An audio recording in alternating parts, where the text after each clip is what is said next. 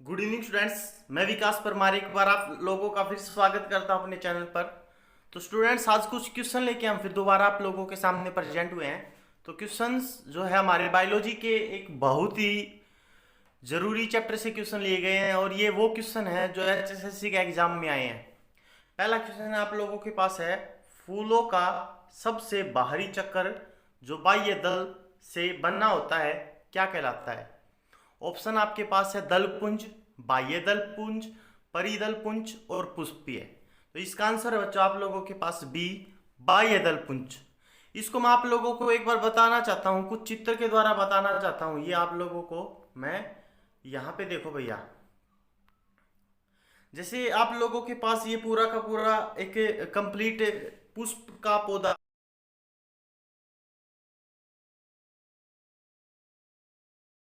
Structure बनाया मैंने आप लोगों को। इसके अंदर ये एंथर है, फिलामेंट है और स्टेमन है। उसके बाद ये स्टिग्मा है, स्टाइल है, ओवरी है, ओवल है और ये पूरा का पूरा कार्पल है।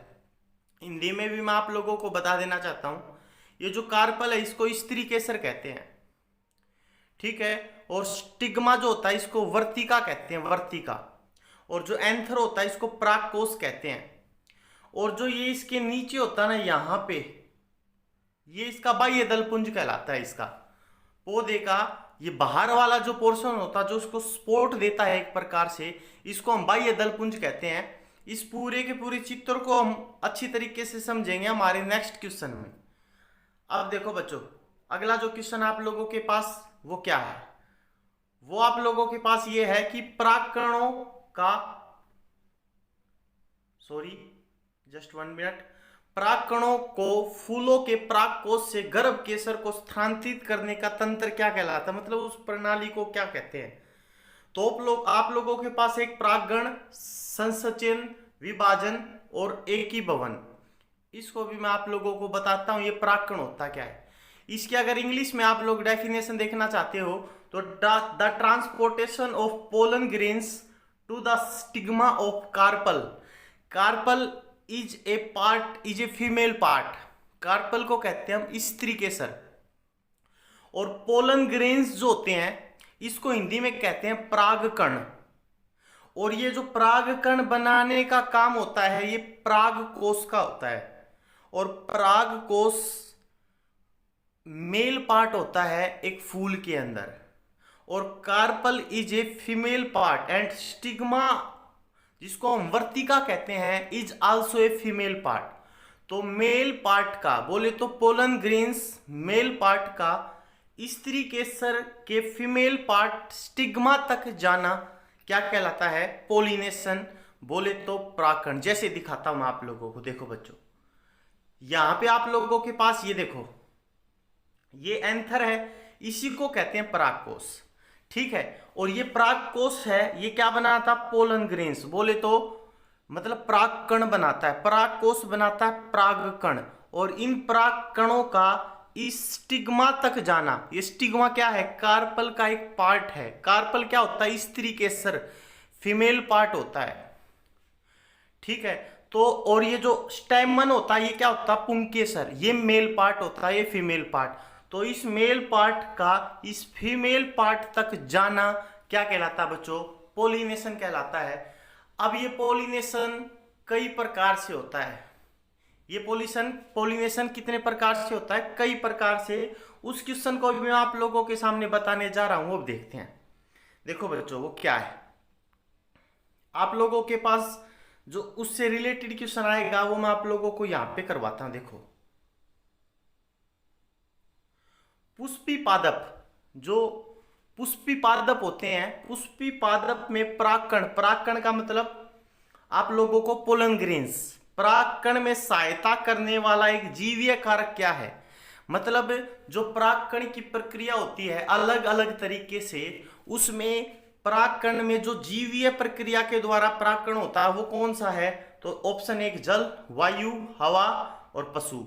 आंसर रहेगा आपका इसके पास आपका पशु। आंसर क्या रहेगा इसका? पशु। कैसे वो देखते हैं, आप लोगों को बताता हूं। देखो ये क्वेश्चन आपके एग्जाम में आ चुके बच्चों।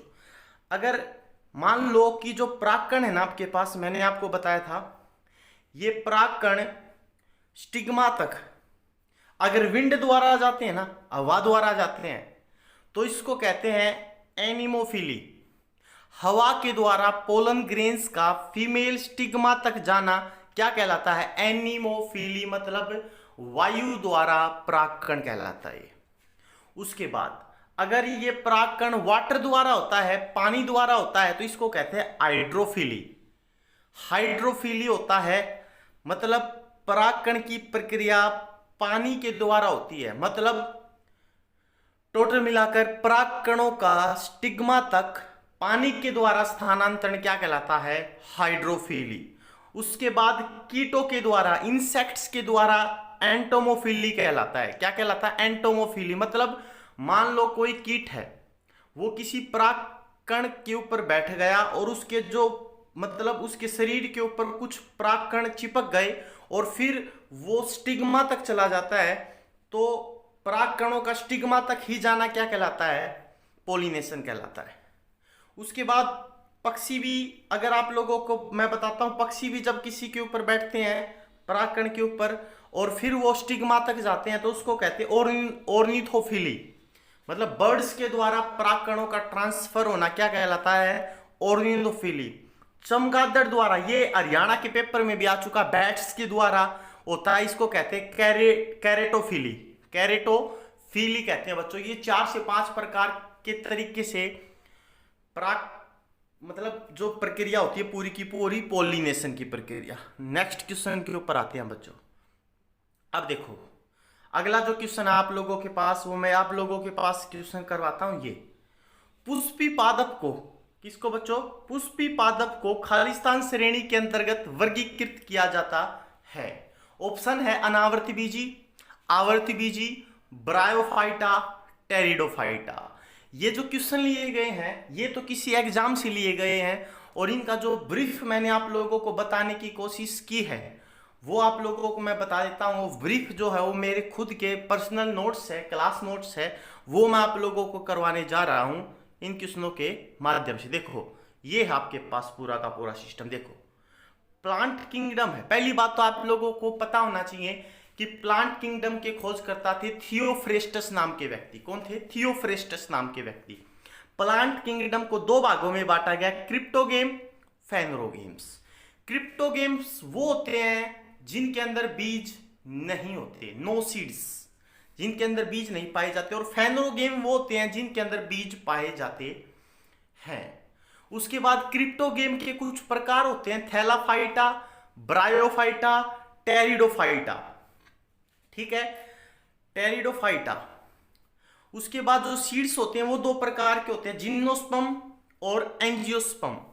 तो जो एंजियोस्पर्म होता है इसको कहते हैं आवर्त बीजी और जो जिम्नोस्पर्म होता है इसको कहते हैं अनावर्त बीजी।